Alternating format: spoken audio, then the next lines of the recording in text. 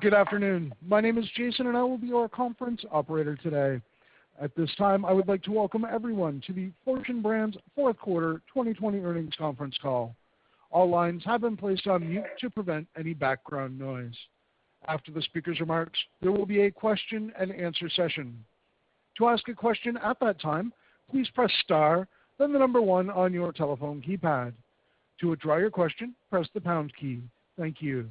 I would now like to turn the call over to Mr. Brian Lantz, Senior Vice President of Communications and Corporate Administration. You may begin your conference call. Good afternoon, everyone, and welcome to the Fortune Brands Home and Security Fourth Quarter and Full Year 2020 Investor Conference Call and Webcast. Hopefully everyone has had a chance to review the news release issued earlier. The news release and the audio replay of the webcast of this call can be found in the investor section of our FBHS.com website. I want to remind everyone that the forward-looking statements we make on the call today, either in our prepared remarks or in the associated question and answer session, are based on current expectations and a market outlook, and are subject to certain risks and uncertainties that may cause actual results to differ materially from those currently anticipated. These risks are detailed in our various filings with the SEC, such as our annual report and our Form 10-K. The company does not undertake any obligation to update or revise any forward-looking statements, which speak only to the time at which they are made. Any references to operating profit or margin, earnings per share, or cash flow on today's call will focus on our results on a before charges and gains basis unless otherwise specified. With me on the call today are Nick Fink, our Chief Executive Officer, and Pat Hallinan, our Chief Financial Officer. Following our prepared remarks, we've allowed time to address some questions that you may have. I will now turn the call over to Nick for his remarks. Thank you, Brian, and thank you to everyone for joining us on the call today. I hope that you and your loved ones are all staying safe. I could not be prouder of what we achieved in 2020. Our strong fourth quarter results capped a remarkable full-year performance by our teams. Facing unprecedented challenges, we drove market-beating growth and delivered on our margin expansion strategy ahead of schedule. During the year, we deployed over $1 billion in capital towards M&A, share buybacks, and dividends, generated excellent free cash flow, and exited the year with attractive leverage. And amidst all of this activity, our teams worked tirelessly to keep consumers and customers supplied while maintaining industry-leading safety performance. It has truly been an extraordinary year. All of our businesses saw impressive double-digit growth in the quarter, and we drove margin improvement in each segment by delivering against strong demand for our leading brands and leveraging our efficiency programs. Importantly, this past year, we also made critical long-term investments in our brands, innovation, Fortune Brands core capabilities, and supply chain capacity that will enable us to capture future opportunities and accelerate our share gains. Over the last 8 quarters, we have shown that we can deliver results and create value for our stakeholders in a variety of market conditions. We are positioned to capture growth as the market accelerates and are structured to tightly manage our P&L in times of slower expansion. With the initiatives that we have undertaken, the investments that we have made, and momentum that we are seeing, we expect even stronger sales and profit growth as we enter 2021. Looking forward, we are in the early stages of a long-term expansion of U.S. housing. As has been widely noted, the extent to which U.S. housing has been underbuilt is several multiples greater than the overbuilding of the mid-2000s, and yet new construction starts are far short of their peak and only now reaching historic averages. Low supply and high demand, coupled with favorable demographics and low interest rates, have unleashed delayed momentum into our marketplace. Given the low inventory of housing, this momentum impacts both new construction and repair and remodel activity as the aging housing supply requires renovation. Given supply-side constraints, we expect this momentum to play out over several years. Turning to 2021, we are well positioned to take advantage of this expanding housing market. We've done a lot to re-platform the business to be even more efficient and agile, and will continue to do more in the year ahead. While economic and pandemic uncertainties still exist, we will stay flexible and nimble and manage the business very tightly. We expect to capture increasing opportunities in this market and have scenario planned for challenges that could arise.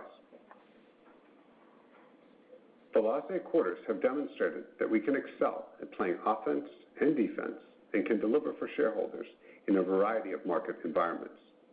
We are well positioned and are very excited for the year ahead. I want to thank all of our dedicated team members who continue to work so hard to keep our people safe and our facilities operating. I am so proud of our teams who are not only caring for each other, but who are doing so while serving strong demand for home products. Our people are the foundation upon which our business is built, and they drove our outstanding results in 2020. Turning to the remainder of our remarks today. First, I will discuss what we're seeing in the home products market. I will then highlight key takeaways from our fourth quarter and full year results, as well as discuss our key initiatives and how we expect to evolve over time. And then Pat will provide highlights on our financial results, balance sheet strength and liquidity, as well as our thoughts around our future financial performance expectations for 2021. Now, turning to our view on the housing market. As I've mentioned, long-term fundamentals continue to be very favorable for housing and home products. U.S. housing is currently substantially underbuilt, and we are uniquely positioned with our brands and channels to take advantage of the tailwind of long-term housing activity. Additionally, the key millennial generation has accelerated their delayed move towards household formation and are showing increased interest in home ownership. Pandemic or no pandemic, this generation's move towards household formation had to happen as they formed families, and we simply lack the housing stock to support it.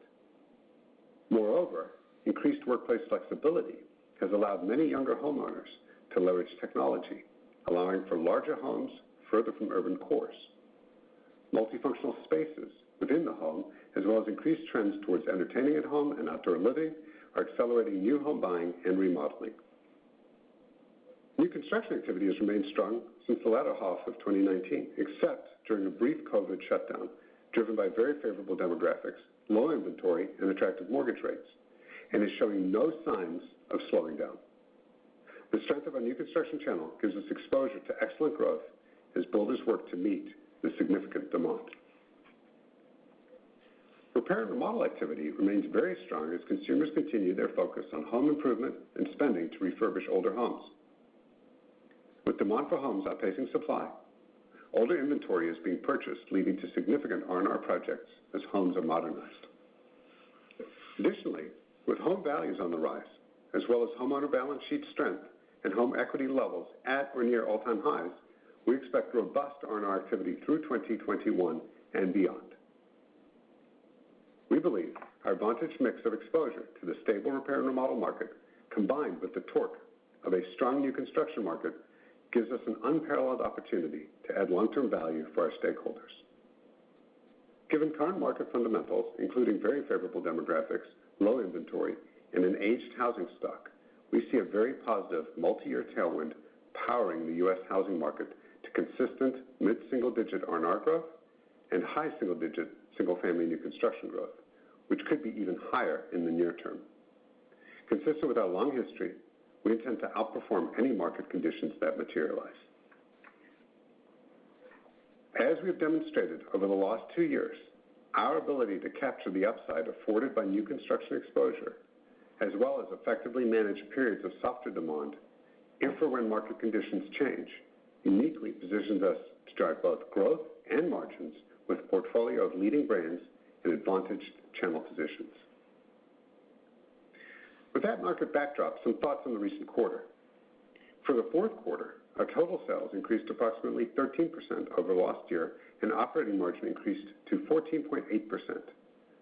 This performance was the result of exceptional operational execution in a strong market, while our teams continued to serve robust demand. We drove solid margin improvement as we saw the continued benefit of our efficiency programs implemented in early 2020. Consistent with our strategy, our Fuel for Growth program allowed us to invest heavily in key growth initiatives, including the Moen brand, innovation, decking capacity and distribution rollout, and value-priced cabinetry capacity. We also continue to invest in re-platforming our business through advantaged Fortune Brands Common Core competencies, including complexity reduction, category management, and global supply chain management. We are accelerating investments in our most critical priorities as we position for continued growth in 2021 and for the longer term. Importantly, these cross-company initiatives to drive long-term growth and margin improvement, as well as to free up additional funds for investment in our key priorities, are ahead of schedule as reflected in our 2020 results and will continue to compound in 2021 and beyond. We will continue to drive a common set of capabilities to fuel growth and drive margin expansion. Now, let me turn to our individual businesses and how we are positioning to be even stronger long term. Starting with plumbing. Our global plumbing group continued to outperform the global and U.S. markets, with sales up mid-teens in the quarter at operating margins of 21.8%. We experienced strong double-digit sales growth across all brands, channels, and regions. Plumbing investments in marketing and innovation continue to fuel remarkable results. Our global plumbing group's ability to pursue growth in both core and adjacencies is creating new opportunities for this business to continue producing market-beating growth.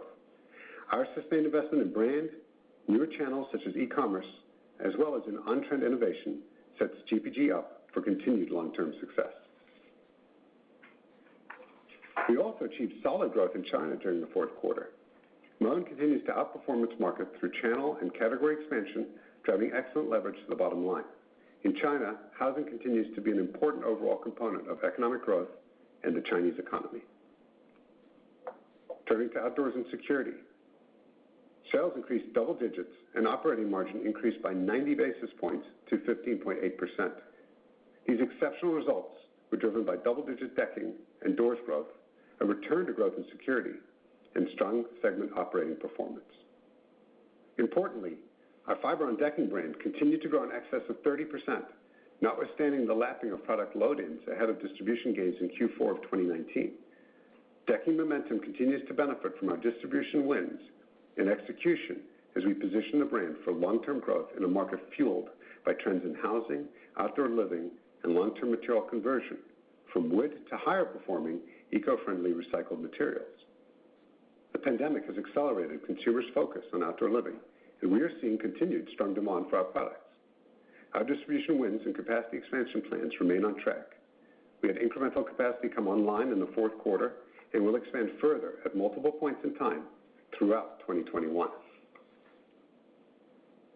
To further capture the momentum in outdoor living and leverage opportunities as the market leader in exterior door products, we added Larson to our outdoors and security business. Larson is the market leader in storm and security doors and is a perfect fit with our exterior door products and outdoor living portfolio of leading brands. It is a high-performing business with a phenomenal team and best-in-class products and customer relationships. We're off to a great start with Larson and are excited to accelerate value creation with our advantage to Fortune Brands' core competencies and synergistic portfolio. Sales in our legacy doors brands experienced strong double-digit growth in the quarter, including robust demand in retail POS and increased wholesale activity from distribution wins. The synergies and scale emerging from our shared wholesale distribution for doors and decking has been particularly advantageous to 2020 share gains. Turning to security, sales returned to growth, with retail producing double-digit growth and commercial markets remaining soft as the sales channel remained largely closed. We're continuing to innovate in our security product lines with touchless and connected products for residential and commercial applications and feel good about the progress that the business is making under its new leadership. Finally, turning to cabinets. Our cabinets team again delivered excellent performance in the quarter. Sales increased low double digits with growth across product lines at all price points, and operating margin expanded 150 basis points over last year to 11.6%. This past year, the business has demonstrated how our pivot plan has worked, producing outperformance across vastly different market environments under extremely challenging conditions.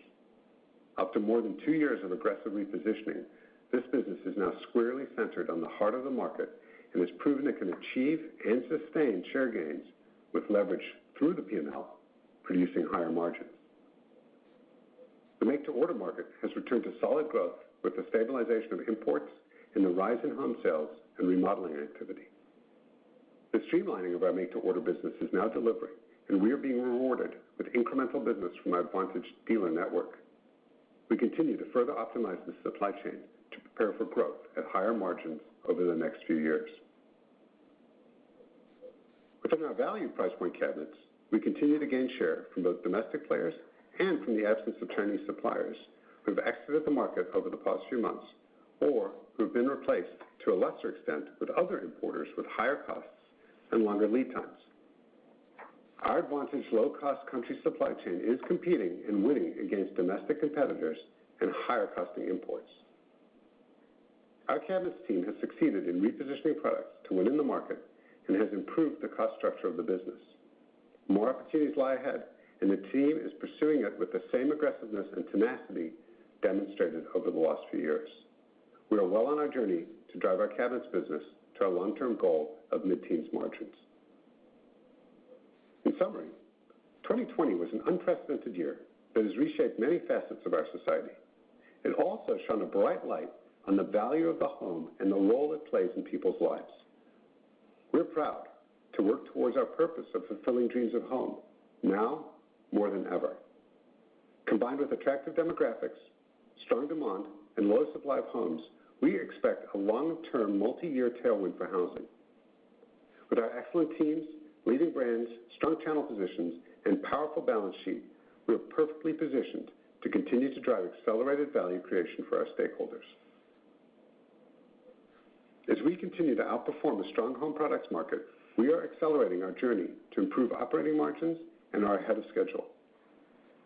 While the immediate economic outlook and pandemic environment remain uncertain, and supply chains and cost inflation may introduce some volatility, we have proven our ability to perform in a variety of market conditions. We will continue to operate the business with focus and agility while investing in key strategic initiatives to deliver excellent long-term results for stakeholders. Our teams yet again delivered excellent results in a challenging environment. We remain focused on keeping our people safe and serving our customers. We're investing for the long term and continue to demonstrate that this business model and management team have multiple paths to increasing growth and profitability. We're excited to be in the early innings of a multi-year expansion in U.S. housing. While we are far from prior peaks in housing activity, our business has grown stronger and has more scale than at any prior time in its history. As the market expands to fill the much-needed demand for U.S. housing, we expect to scale with that demand and continue to take share consistent with our track record. Our portfolio of products is targeted at the heart of the market, is more innovative, and has broader channel exposure than ever. Combined with our own actions to continuously improve the business and our proven resilience, we are uniquely positioned to capture the upside of this multi-year expansion while managing any volatility that may come our way.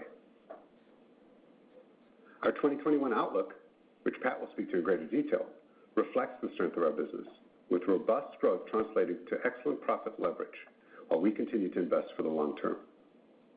We expect to continue to outperform our markets in 2021 and beyond. In addition, our balance sheet is strong and positions us to continue to drive incremental value creation. We are excited for what our world-class brands and people can accomplish.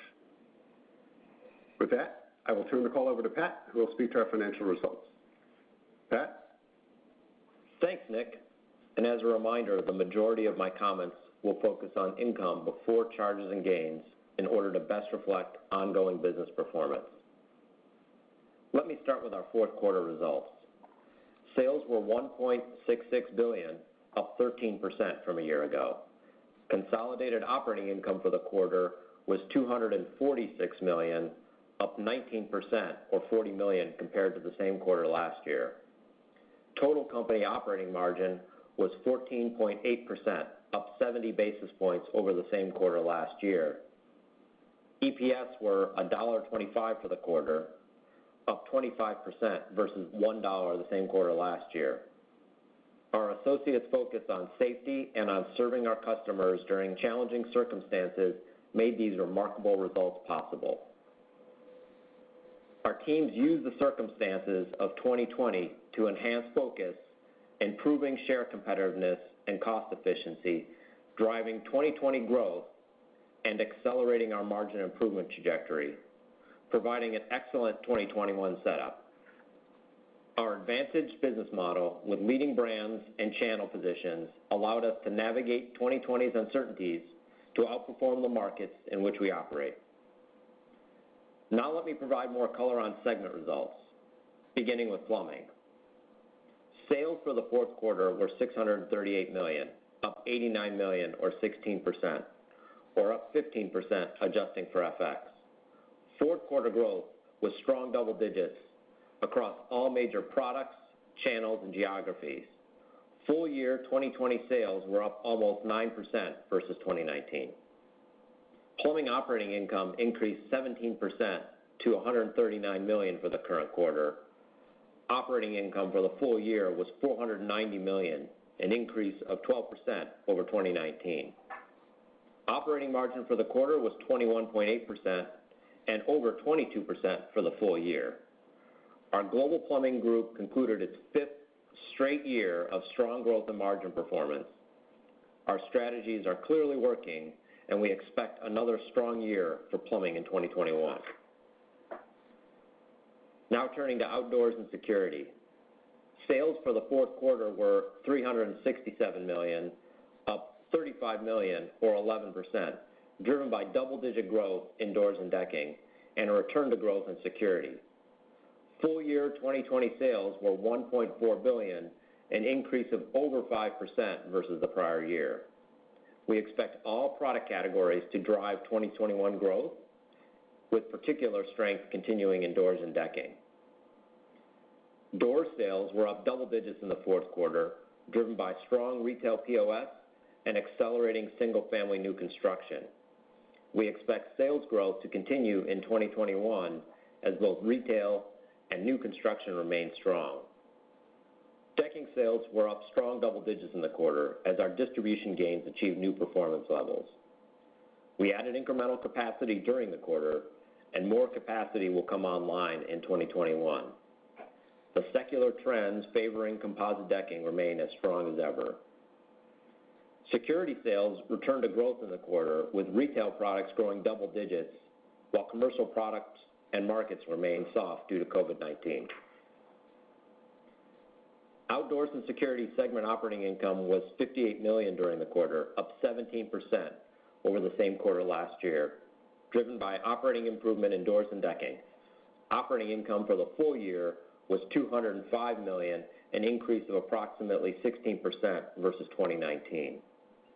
Segment operating margin for outdoors and security increased 90 basis points for the quarter over last year to 15.8% and was 14.5% for the full year, up 130 basis points versus 2019.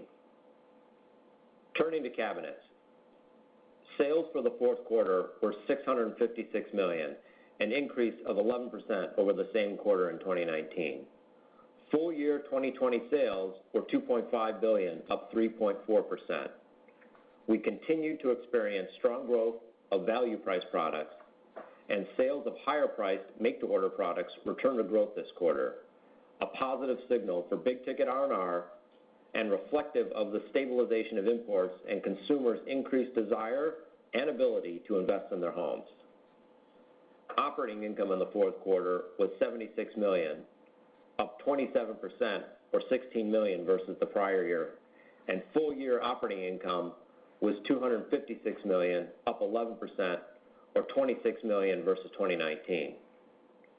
Operating margin for the quarter was 11.6% and 10.4% for the full year, up 150 and 70 basis points respectively versus the same periods a year ago.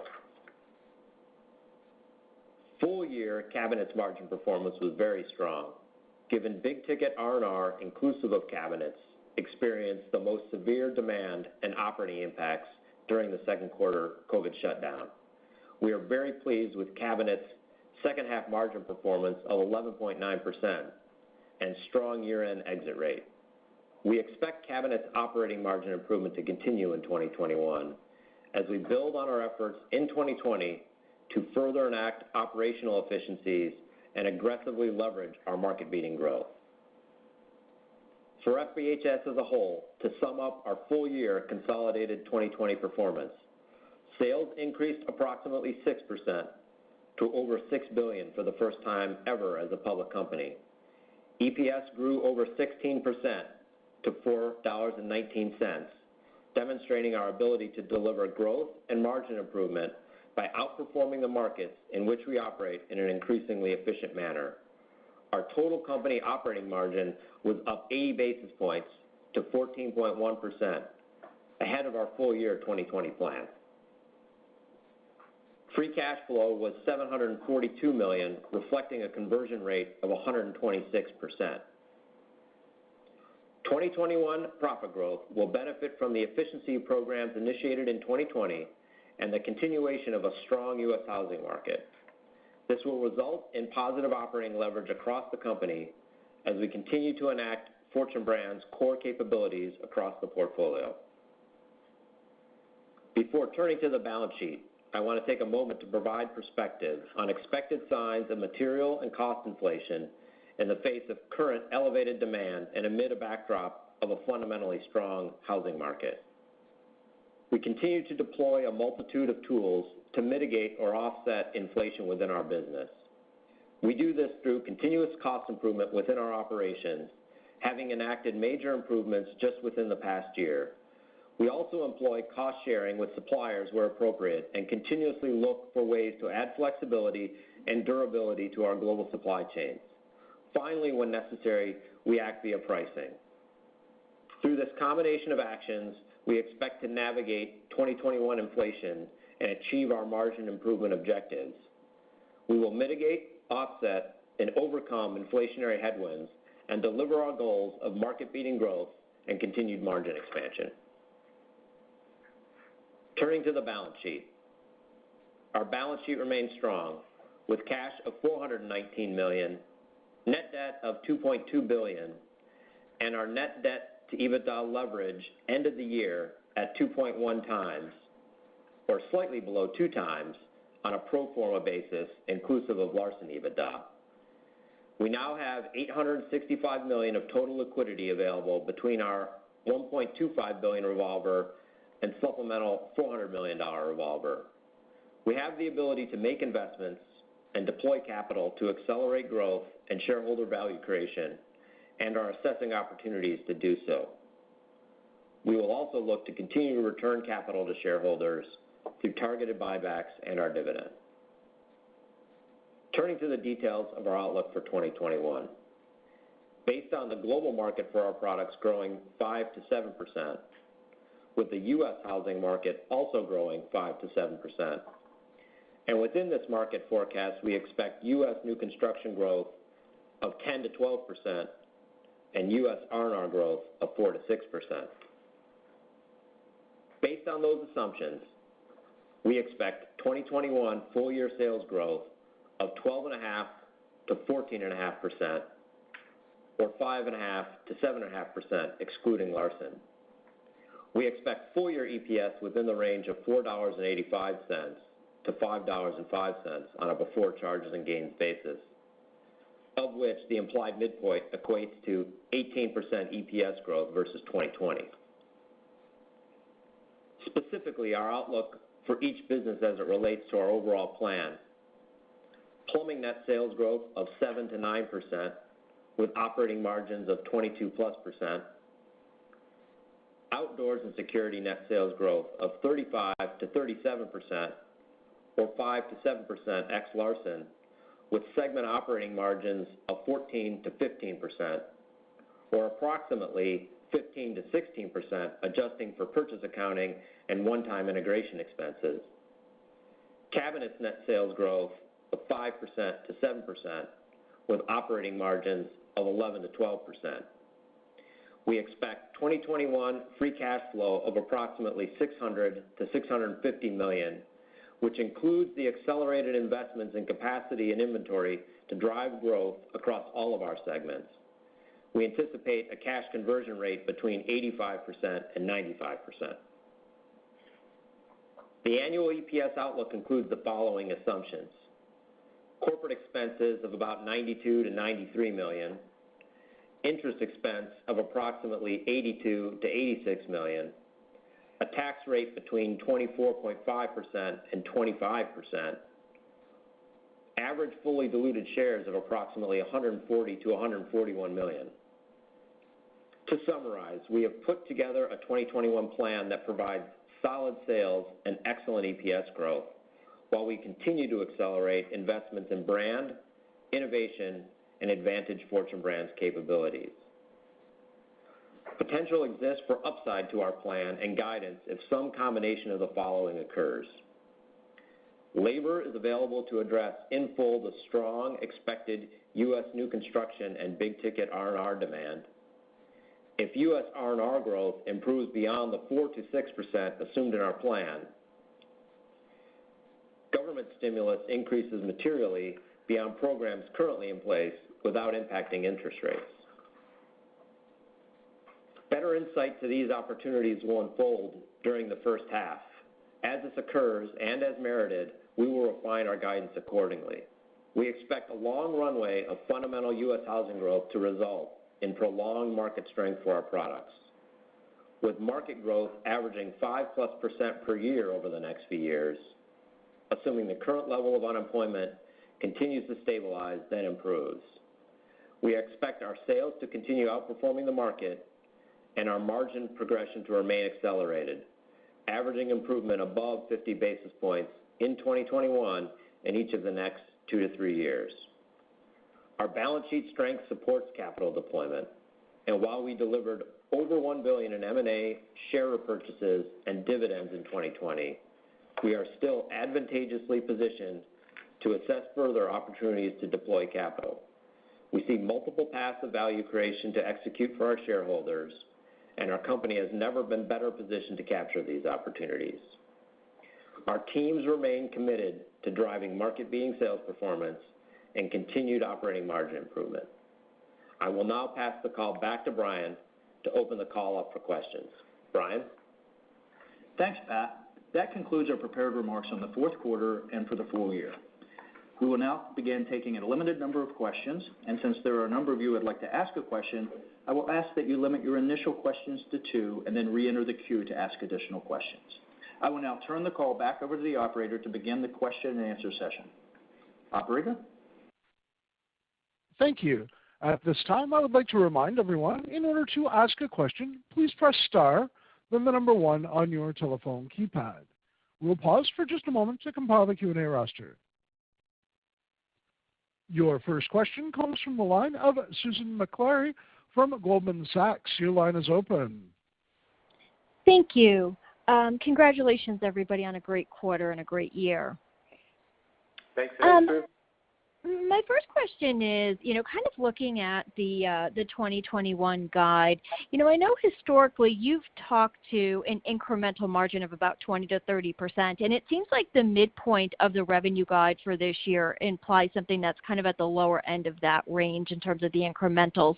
And Pat, I know that you laid out some of the factors that you're kind of thinking about that could, impact where you end up for this year. But can you kind of outline for us maybe some of the things that could take you to the higher end of that 20 or 30% range and how you're thinking about that across each of the different segments? Yeah. In terms of margin overall, Sue, I'd start with we remain committed to getting the total business above 15%, which is a target we've had for a while.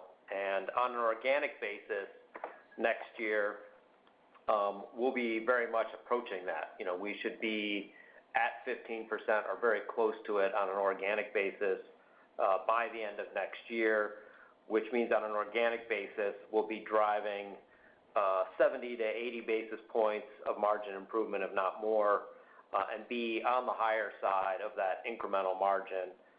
We do, as we fold Larson into the business, we have some purchase accounting and some integration costs. So our reported margin might be closer to 14.5% for the year. But we expect over 20 and 21 combined to achieve the 150 basis points of total margin improvement we've been talking about for a while. And as we get through 21 to be driving for the next 2 to 3 years, 50 plus basis points for each of the following years after that. And so very much on track, if not ahead of track, with where we were at the Investor Day, we had held all the way back in February 19, despite multiple tariff waves and a pandemic. So we feel good about the margin trajectory. And I think, Sue, as we continue to drive market-beating growth and manage our SG&A tightly, we could stay on the higher side of that leverage range. Okay. This is Nick. I'd just add that, if you step back a little bit, we set out as a team to really accelerate the flywheel within the business. So, investing in core capabilities across the entire platform to generate fuel for growth with, the intention that a portion of that would be seen through margin accretion and a portion of that would be generated to incrementally invest in the business to drive more top line. And, once the pandemic hit, we really used it as a platform to accelerate our plans and are delighted with how we've emerged. Basically probably about a year ahead of schedule from where we thought we were, but having made, far more incremental investments in the business in 2020 than I think we would have expected at the outset of the year, with plans to continue that, 21 and beyond. And so this flywheel really is working now, and you'll see it through our organic margin as Pat describes, but also through our investment profiles. We continue to invest in brand, in innovation, in capacity, and in capability in the business. Okay, that's helpful. And I guess when we do think about the out years then, and that 50 basis points or so of margin expansion that you expect each year, you talked a lot about how it seems like housing is structurally kind of operating at a higher level, and you've obviously done a lot of work to really position the business to capture that growth. Do you think that 50 basis points, could that re-rate higher? What would you need to see to really capture more of that on an annualized basis? And what kind of concerns you maybe as you look out, and what could kind of hold things back a bit? I definitely think it could re-rate higher. I think that'll be driven by the amount of growth you see, because the growth gives you some pretty powerful leverage, and then the pace at which you're able to drive the cost improvement and pricing necessary to offset inflation. I do think we go into 21 eyes wide open that we'll have inflation on multiple fronts, material, logistics, and labor, but we'll manage it effectively as we have managed considerable tariff inflation the last 3 years. And so, I don't think we lie awake at night on inflation or think that that's going to hold us back. In fact, we're committed to drive the margin improvements through that inflation, but I think there will be multiple episodes, and some of the timing of that will unfold as we pursue the next couple years. Okay, great. Thank you, and good luck. Yes, sir. Your next question comes from the line of Phil Ng from Jefferies. Your line is open. Hey, good afternoon, and congratulations on a really impressive quarter. Thanks, Phil. Growth has been really strong and impressive. I'm just curious how you situate from a capacity standpoint, and your ability to kind of meet some of that demand, because I noticed your CapEx guidance for 2021 is there's a step up. So I'm curious if there were any pockets that you're adding a little more capacity, kind of help meet that demand. Yeah, so let me take that, and then I'll hand it to Patty to give a little bit more color. But I'll tell you, firstly, hats off to our team to be able to kind of deliver these quarters of growth, because you're right, it does stretch capacity, and when you drill down and look in pockets of the business where it really was surging, people working literally around the clock to make it happen. And so we have been stretched. I think the feedback from customers is more pleased, but they've been very satisfied with the fact that I think we've stayed a step ahead of the competition, and that has really helped fuel our share gains, because we've been reliable through this period, notwithstanding the fact that it's taken a lot of work. And so we're working hard, and as we built out the plan for 21, we hypersensitized it, I would say, to both an upside scenario and a downside scenario. And so, downside scenario, we're ready to manage the P&L very, very tightly and manage expenses very, very tightly to deliver the kind of margin progression that we were just talking about there with Sue.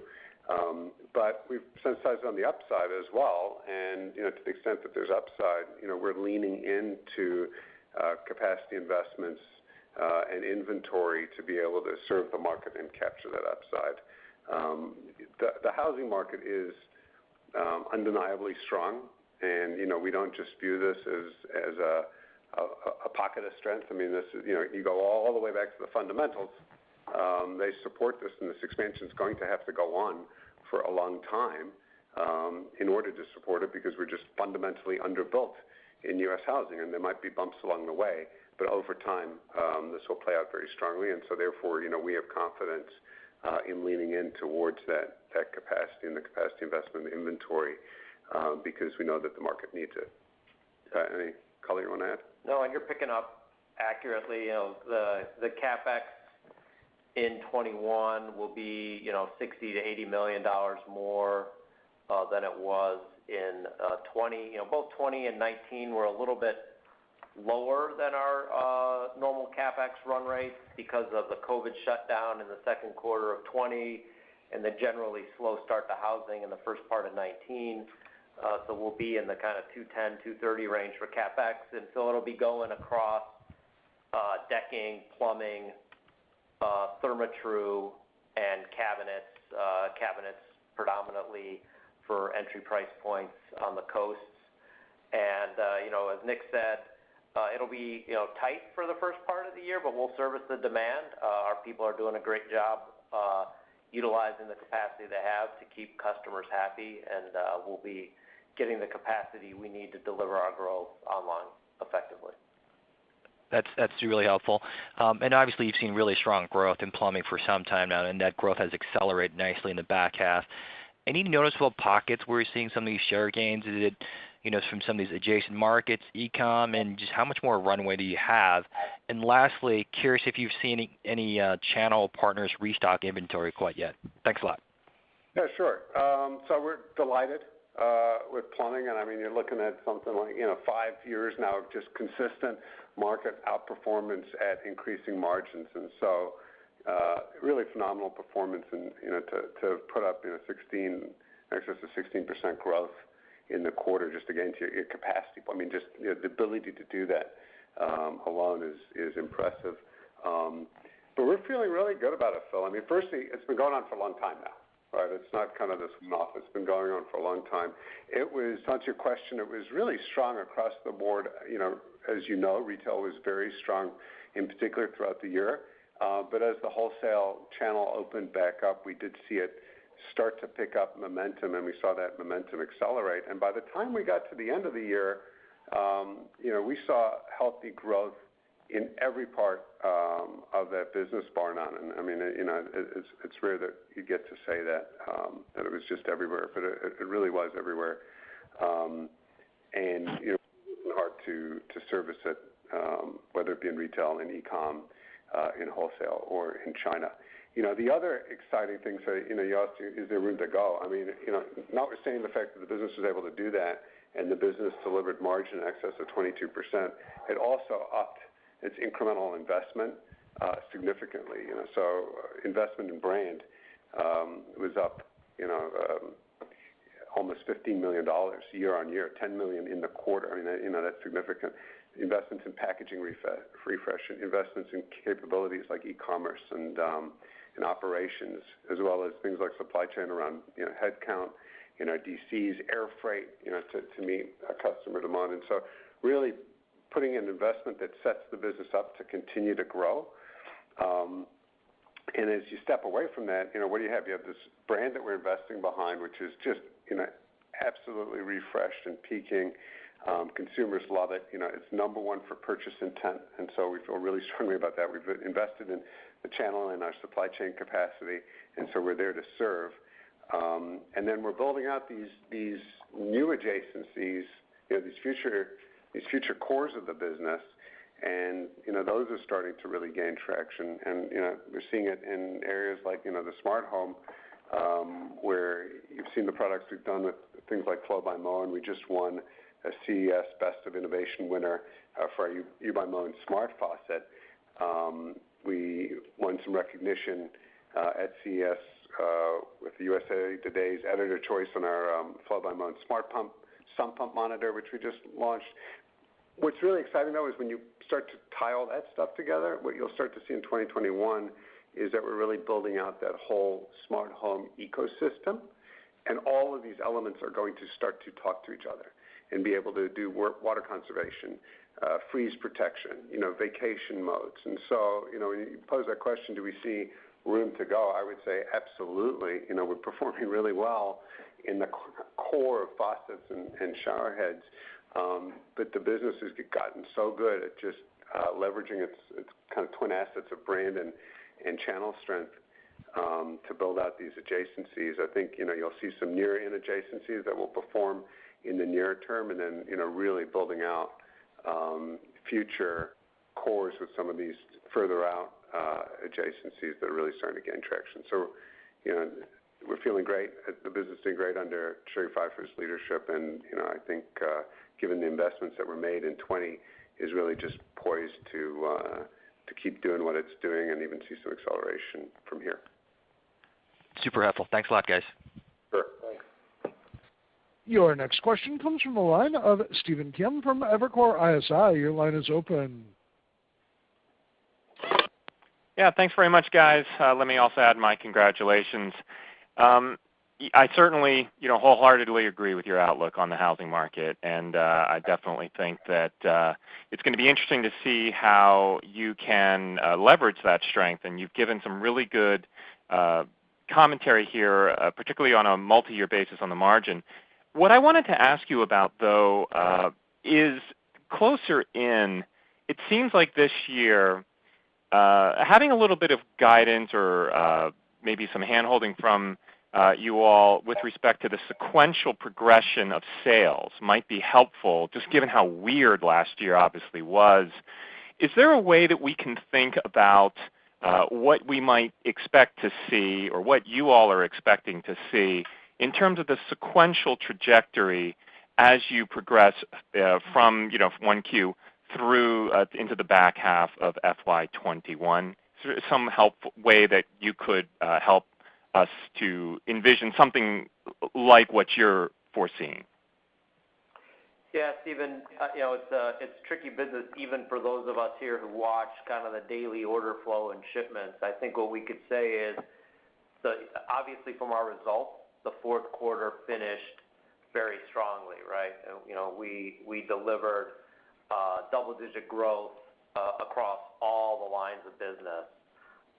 And you saw that in POS as much as you saw it in shipments. We're still kind of in a mode where we're largely shipping to POS at this point, and I think that will continue through a good part of the first quarter to half of the year.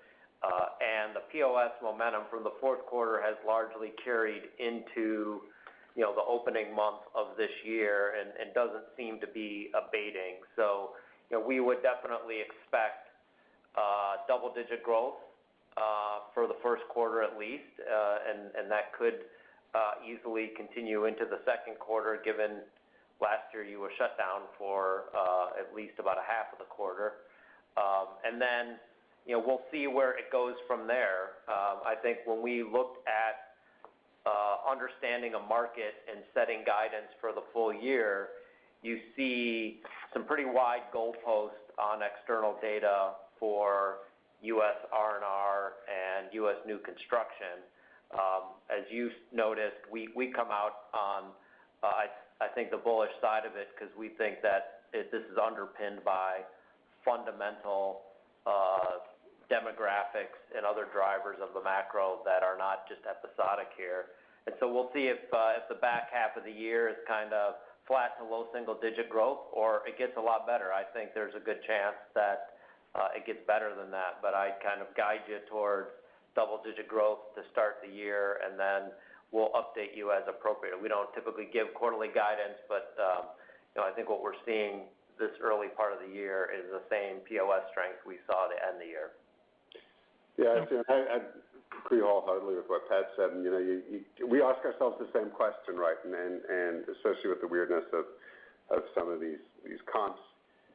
The Q4 is a proper comp. if you recall, going back to 19, 19 was pretty sluggish for the first 2 to 3 quarters on the back of the rate hikes in 18. But by Q4, the market was humming pretty well, and into Q1 of 20. And so, those are sort of proper comps. So to kind of put up the growth that we put up and seeing the POS that we saw in Q4 gives us, a good degree of confidence. The fact that we've carried that momentum, that exit momentum, right into what we're seeing now in January, makes us feel pretty good that, there's a very solid market there on top of solid comps from the prior year. Yeah, absolutely. It's bullish. I wanted to, second question I had relates to the cabinet business specifically. We think of it as primarily kitchen and bath cabinetry, and yet one of the interesting things with the pandemic and the working from home is that people, I'm guessing, the certain population, and probably one that you can cater to well, would be considering maybe converting rooms to more permanent work from home space as opposed to something ad hoc and just throwing it together, getting something from IKEA. And in that regard, I'm wondering how much of your business in the cabinet segment has historically been outside of kitchen and bath, and I'm thinking would probably be primarily, home office type setups. And where do you think that can go? Well, I'll start. Pat, having spent some time in the cabinet business, may be able to give you some tighter perspective on that. We don't sort of track it tightly by rooms outside of kitchen and bath. But what I will say is the team there has actually been very focused on adjacencies and areas for growth as part of their strategic plan. But it is also being absolutely prioritized about the way in which they're going to go after things. Right? So first and foremost is kind of dedication to the margin journey that we're on, and making sure that we are absolutely able to hit that. And again, you see the exit rate here for Q4, and even the exit rate that Pat referenced, for the second half at 11.9%. Very satisfied with how they're tracking, and they're not satisfied though to sit on that. They're working very hard to say what's the journey to a mid-teens objective and even beyond. And so that's sort of priority number one. Priority number two is capturing the share from the imports, and they've done a phenomenal job of that. And if you look at the imports, while some of that has flowed back, it is at a much higher AUP than was previously, right? So less volume, higher price. That's absolutely the landscape in which we want to compete, which is an even playing field. And so we're competing there and winning. And then from there, I'd say it's new channels and new products. And so new channels, there's a lot of opportunity in e-commerce. We're starting to see that come to fruition and investing behind the opportunity there. And then adjacencies, so areas like other rooms. Is there expansion beyond the kitchen? Where other areas for other vanities? And so that's the order of priority. I'd say that they're attacking these things, and we'll get after them. And I think as we do, you're going to see both the margin progression that we're absolutely committed to delivering, but also because of what you touched on, as well as some of the other areas I've touched on, there'll be some really nice growth as well. Yeah. And Stephen, I don't know if I could speak specifically to the percentage of our cabinet business that is in offices. It certainly does. Our catalog certainly enable that, especially at the mid to higher price points. And one of the nice things we saw in the fourth quarter and continue to see in the early part of 21 is the mid to high price point make to order business is growing very nicely and very much a contributor to the overall growth of cabinets at a rate that's almost equal to the entry price point cabinets. And I would imagine that is part of what's driving it is people doing things like offices as a component of that, but I couldn't speak specifically to the percentage. Great, thanks. Appreciate it. Sure. Your next question comes from the line of Michael Rehaut from J.P. Morgan. Your line is open. Thanks very much. Good afternoon, everyone. Congrats on the results, and hope everyone's safe and healthy out there. First question on outdoor and security. Obviously, continued great progress there. I'm wondering around the guidance outlook for 5 to 7% organically, given the strong momentum, obviously, in decking, acknowledging it's a smaller piece of the pie still, but and also the momentum in new res, which is a big part of the door business. Wondering if there's any upside to that organic growth outlook, and maybe as part of the overall picture of outdoors and security before I hit my second follow-up. On the security piece, just wondering around, what can be done to maybe increase that growth rate. Obviously, it was a little bit more lagging this year, and if there's any updated thoughts from a strategic and portfolio perspective. Sure. So when I'll start with the doors and decking piece. And so, the way we kind of put it together, starting from the very strong performance in this year, decking, as I said, in excess of 30% in Q4, and again, a real lap there, right? Because you had product load-ins ahead of the distribution gains in Q4 of 19, and then we're seeing really, really strong performance in doors as well. I would say, on the decking side, we've got a capacity plan, and we're kind of working to our capacity plan, and then we're trying to work an upside plan to that capacity plan, and to the extent that we're able to bring that upside plan to fruition, or see more pricing momentum on decking, which I think that sector probably merits. There's some upside there. And then I think in doors, there may well be, certainly if the momentum that we're seeing continues, and it's really both wholesale and retail, so it's not, it's not just the new construction part, but in retail as well, then, we would see it there as well. We were somewhat cautious as we built the plan around just the strength of what we saw towards the end of the year, both in doors and in our Larson acquisition, and so we want to kind of progress through the first quarter and see how that's going. But again, the momentum in both of those businesses, like we touched on plumbing and cabinets, has continued to be very strong and has maintained its velocity coming out the back end of the year. And so I don't disagree with you. I think we put together a prudent plan, and we are still cognizant of the fact that there is pandemic and economic uncertainty out in the world, and we want to manage the P&L very tightly. But we're gearing the business and the capacity to the upside there, and I think you touched on a couple areas in which it could happen. And then just turning to your question on security, I fully agree with you. We would like to see more growth. Now, you had a couple dynamics in the year. You had on the retail side of the business, you had a back-to-school season that just didn't happen, right? So we saw a lot of locker locks and things like that. And you had a commercial channel where we go in really and do a consultative sale with factories and facilities that shut down in Q2 and stayed shut down throughout the rest of the year. We actually exited the fourth quarter with really nice growth in retail, in the double digits, and so we were really encouraged by that. And where we got the business squarely focused is on getting the product assortment right, getting the supply chain absolutely set, getting the category management capabilities in, and once all that is set, and we made some really good progress and invested for it in 2020, then we're going to start to turn the dial harder on things like innovation, which should then start to raise the top line. And so we wanted to be very deliberate about that progression, getting that core right, getting the operations and supply chain absolutely stable and healthy and producing, and then kind of turning that dial on growth. Although, even given that, we were happy to see retail, which is the biggest part of the business, power along as it did at the end of the quarter.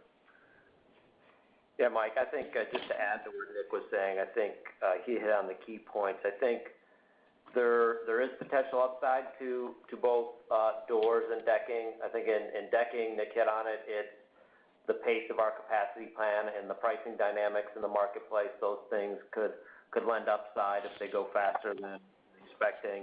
And then doors, think of the doors business as probably the one business we have that's closer to 50-50 new construction in R&R, as opposed to most of our portfolios, about 2/3 or more R&R. And if you recall, our outlook on U.S. new construction is 10 to 12%. I think there's upside to doors to the extent that builders can pace completions closer to their order flow. You know, our market outlook is really predicated on about 100,000 unit growth in U.S. housing, but that's about 110 to 100 of, that's 100 to 110 of new construction, single-family new construction housing growth, and a decline in multifamily for a total of about 75,000 units across the two. So I think it really gets down to, can the pacing of completions in single-family pick up, and that will help drive that business. And then to Nick's points on security, it's, you know, can we get a real back-to-school season? Can we get the industrial markets opened up as consultants are allowed in factories, and get innovation going in that business? Those are the things. Yeah, that's great. I appreciate that. And just wanted to circle back to a prior question around, you know, cadence throughout the year, and you know, very much appreciate the talk around the top line, where you're saying, you know, double-digit top line growth likely to continue into the first quarter, possibly the second. It sounded like, by contrast, just again at this point of the year, and obviously the way the numbers would work, you know, flat to up low single digits, which is still very impressive, obviously, given the tough comps. And I think most people would be, many people would be thinking perhaps it would be down a little bit. So I just want to make sure I heard that right, that at this point in the game, as you look at your plans, you're looking for flat to maybe up slightly in the back half. And, you know, what that means for EPS distribution. You know, typically, you know, during a year you have anywhere from 40 to 45% or so of EPS is generated in the first half of the year, and you know, 55-60% in the back half. I would almost think this year that would flip, and I just wanted to get your thoughts on that. I think you have it correct, both top and bottom line. You know, we do expect, given the margin momentum we have in the business, to be producing nice margin improvement in both halves of the year next year. But I think you're right. You're going to see, at least from a EPS growth perspective, a bit of the bias towards that first half of the year. But I wouldn't over-accentuate it. I mean, you do recall even in the second quarter of 2020, when we had basically a 10-ish% decline at the top and a 10-ish% decline at the bottom, we made margin improvement. You know, there'll be some nice EPS growth across the year, but there will be a little bit more of a unusual bias to the first half. That's great. Thank you. Our final question today comes from the line of Justin Speer from Zelman & Associates. Your line is open. Good evening, guys. Thank you. I wanted to just turn the attention a little bit to the Chinese opportunity. Your growth there has been pretty special, but maybe you can remind us what it was for all of 2020. And if you could, just provide some context on your 2021 guidance for that market, and maybe some color or context behind the dynamics there, and headroom for growth there in that large market for you. Sure. Happy to, Justin. I'll give you some perspectives, and then Pat will speak a little bit to the numbers. But you know, I would say firstly, just kind of step back from a market perspective. We're very fortunate. You know, the two most favorable housing markets in the world are the U.S. and China markets, right? And that's where you see the most growth and the most opportunity. And you know, China is sort of the rare market that is not only growing quickly, but also is quite fragmented. And so there's still an opportunity to build a lot of share over time. And you know, our business there has been built organically over a long time with a homegrown team that has out-executed that market, and now is very focused not on just out-executing the top line, but driving profit and driving leverage through the P&L. You know, as much just as good discipline to be able to reinvest in the business for the long run as a profit driver for us overall. It's really, more we want that business to be disciplined and to be healthy and be able to continue to drive itself. And so, they've grown incredibly quickly, and the focus has really been on leveraging our brand and channel position into new product adjacencies and new channel adjacencies. And I think they do it better than anybody in our business. They really kind of are a North Star for the rest of Fortune Brands in their approach. When you look at their more recent performance, it's continued to power on. We obviously saw the shutdown around Chinese New Year and then continue on. As you know, the Chinese economy actually did pretty well, grew a bit over 2% for the year. So pretty impressive. And, we're calculating, banking somewhere between 6, maybe a bit more. Where we continued to see strength throughout the year was really in the developer side of the business and in the e-commerce side of the business. Showrooms were slower as people were still cautious to head out, but we have a leading share in developers, so we were very excited about that, and developers continue to build. And bear in mind, we're really prioritized on Tier 1 and Tier 2 markets, so we're not really exposed to the big speculative buildings and the empty cities that you hear about. We're really, big share in Shanghai and other, densely populated areas where people are either moving in or upgrading their living circumstances. And so, we're very bullish on the opportunity in China. Housing continues to be a fundamentally important part of the country's economy, and so we don't see that backing down. And then within housing, we're out executing, and we're out executing with a homegrown team that really knows how to build out, the Moen brand and the House of Rohl brands into even broader adjacencies, and how to build out new channels and new channel partners. And while we've been doing this, actually in 2020, we raised our incremental investment in that business and really started building the pull behind the brands, not just, the push model that we've done really well with over time. And the early read on the brand metrics have been, extremely strong. And so we're very excited about China. We think, over the long term, it could be a really nice play for our company. We don't sort of bank on it in any given year, but we've just grown it slowly, or not so slowly, but I'd say over a long period of time, to the point where, now it's a significant player in that market and can be a significant growth contributor for us. Yeah. Justin, it grew for the year. Our plumbing business, China, grew high teens, and it was growing at that rate consistently both the third and the fourth quarter.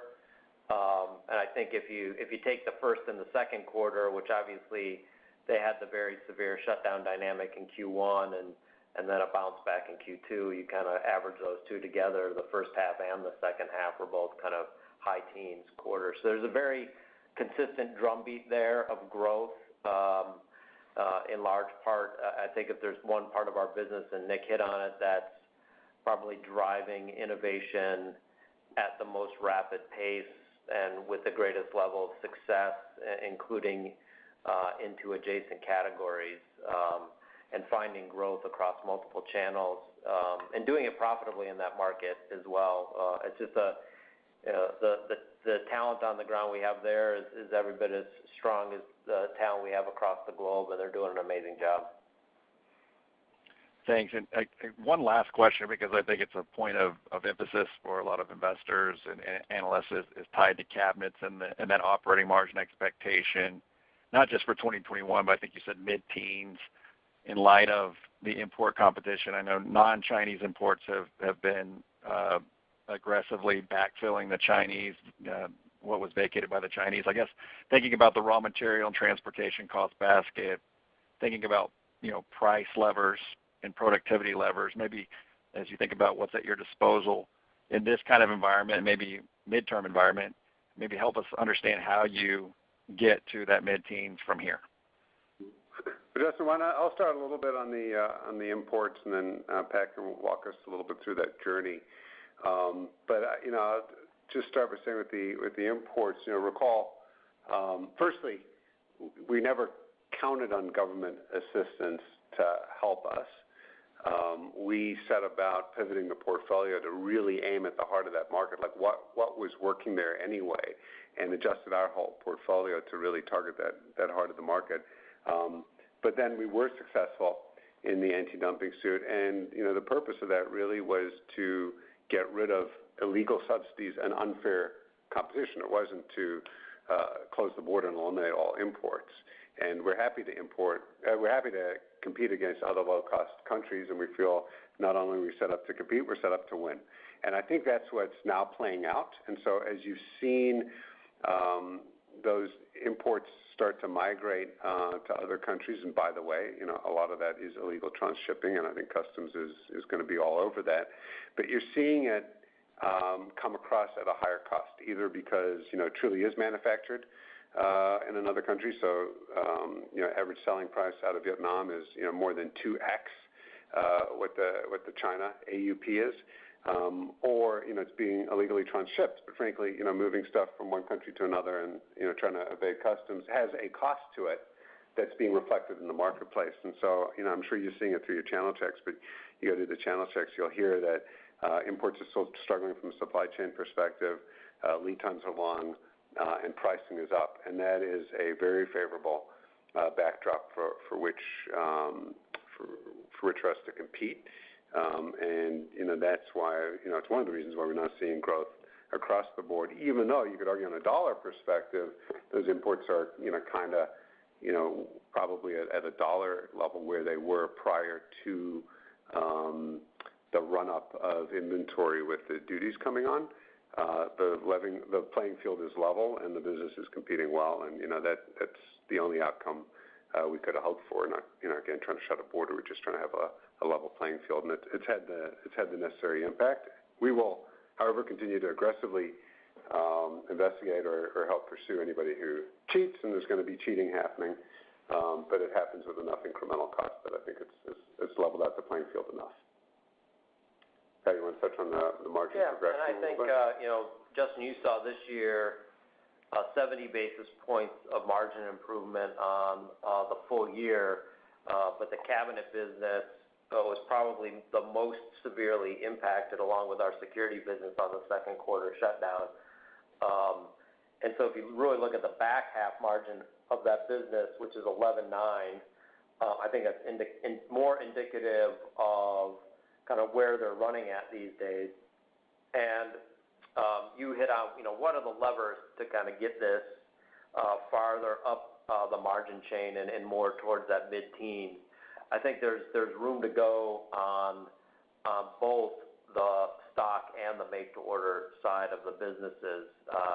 We'll deal with inflation in our cabinet business as we do in all of our businesses. We'll take continuous cost improvement and supply chain actions, and where necessary, price to drive improvement that offsets inflation. And then I think getting leverage to get further margin expansion, there's still a lot of growth on the asset and SG&A base in stock. And also, I would say during 20, we were repurposing some older capacity on the fly, and still are in the early parts of this year. That is not the optimal way to service demand. We're doing that just because the demand is so strong. So there's still some footprint optimization to go in the stock business. And then I think we did a lot of hard work to standardize product and right-size the semi-custom and premium make-to-order businesses. There's still some more standardization opportunity out there, and all the hard work to right-size those businesses, and now that those businesses are growing, you're going to see in 21 and beyond the ability to leverage the tough restructuring work that the teams have been doing for the 2 years in that business. So I think you're going to see both stock and make-to-order contributing to growth from this point forward. I think what you haven't seen, and really until the back half of this year, is on the stock side, you still had so many things moving to service demand. You weren't seeing the optimal long-term cost structure for the stock side, and you were still seeing declines in make-to-order.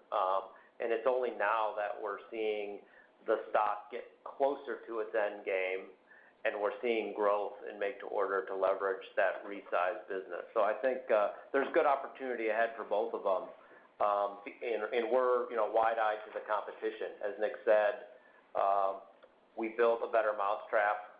We're not looking for the government to give that business margin, and that business is demonstrating that it can compete for share and turn it into margin accretion. That's excellent. Thank you for the color, and I look forward to watching you guys progress towards that mid-teens over time. That would be, I think, a big win for everyone. Thanks, Justin. Thanks, Justin. Have a good afternoon. That concludes our Q&A and concludes the Fortune Brands quarterly earnings call. Thank you, everyone, for joining today. You may now disconnect.